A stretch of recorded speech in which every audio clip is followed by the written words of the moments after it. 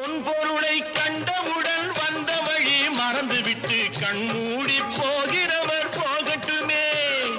என் மனதை நான் அறிவேன், என் உறவை நான் மறவேன், எதுவான போதிலும் ஆகட்டுமே.